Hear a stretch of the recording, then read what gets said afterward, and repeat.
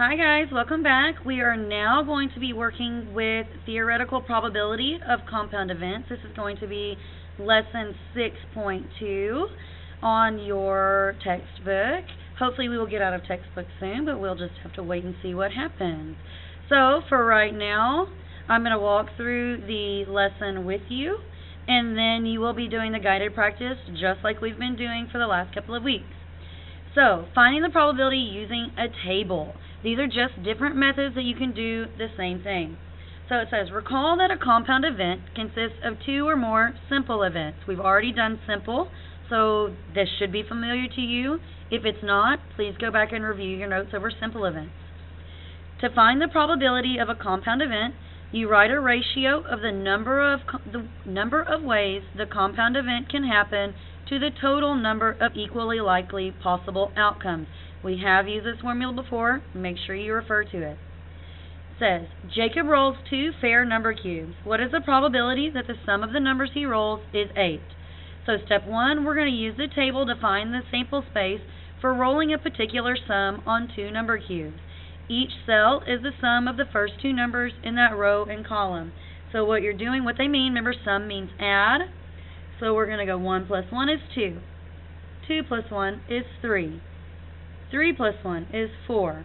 So all I did is I pre-did this before class, is I went through and I filled out my chart all the way down. So how many possible outcomes are in the sample space? Well, I have 6 numbers going down, 6 numbers going across, so I have a total of 36. It says circle the outcomes that give the sum of 8. So what I did is literally just what it said. I circled all of the 8. How many ways are there? There are 5 different ways. So what is the probability of rolling a sum of 8? We put our sum of 8 on the top, which is 5, and our total number of outcomes on the bottom, which is 36. So now I want you to pause the video, and I want you to look at both of the reflection questions. Answer both, and then come back and check your answers. If your answers are incorrect, please pause, rewind the video, and start over. If you have any questions, let me know or ask a neighbor. Reflection number 1. Give an example of an event that is more likely to happen than rolling a sum of 8.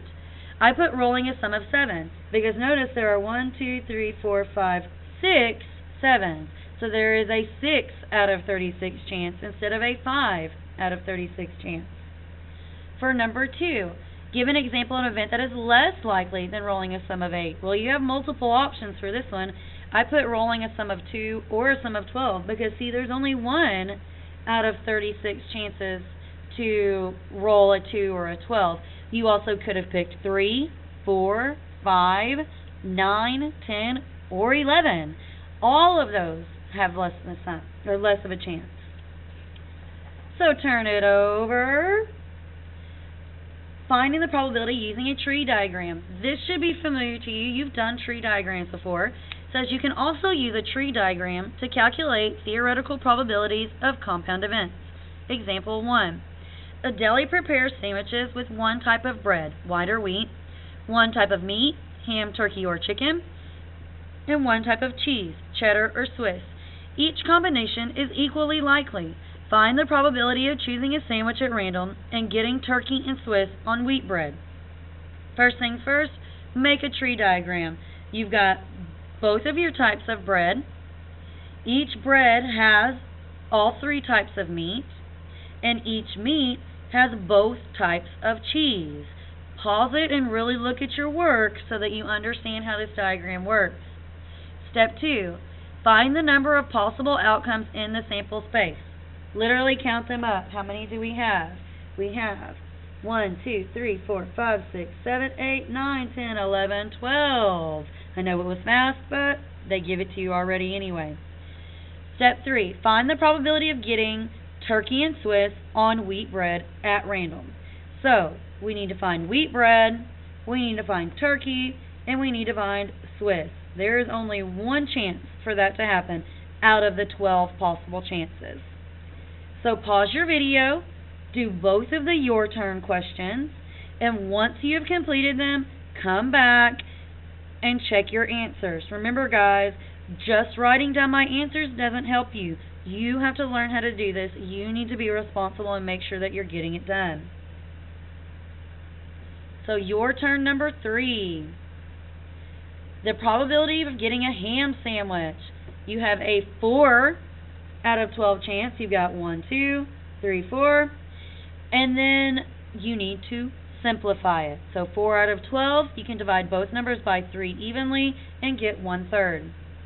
For number 4, probability containing Swiss cheese, you've got a 6 out of 12 chance. There's only 2 cheeses, so half the time you could get Swiss, the other half of the time you could get cheddar.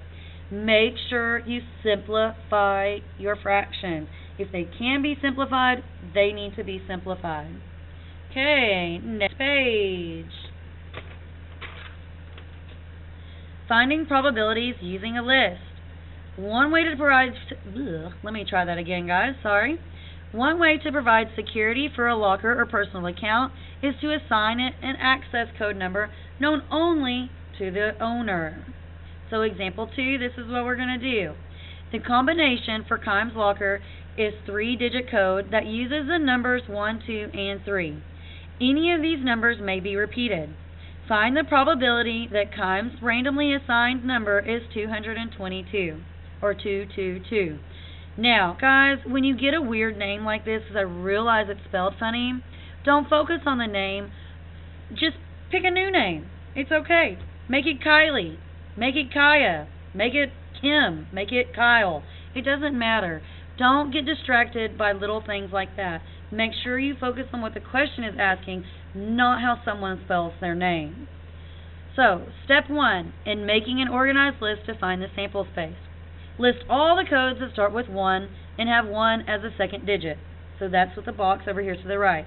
Step 2, list all the codes that start with 1 and have 2 as the second digit. This goes with this box. Step 3, list all the codes that start with 1 and have 3 as a second digit. That goes with this one right here. Step 4, you have now listed all the codes that start with 1. Repeat steps 1 through 3 for codes that start with 2 and then codes that start with 3. If you have large numbers to deal with, this is going to be very time consuming for you. With simple numbers like 1, 2, and 3, it's not too bad, but if you end up getting 4, 5, 6, 8, 10 numbers, this is going to be very lengthy. So this method may not work for every single kind. Alright, step 5.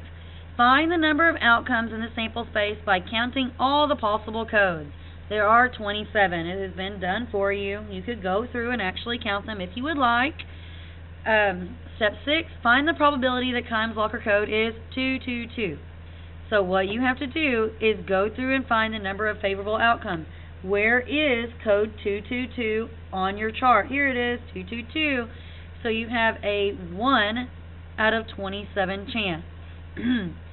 Pause the video, complete the your turn. It's only one question this time. Once you've completed the your turn, come back to the video and check out your answer to make sure that it works.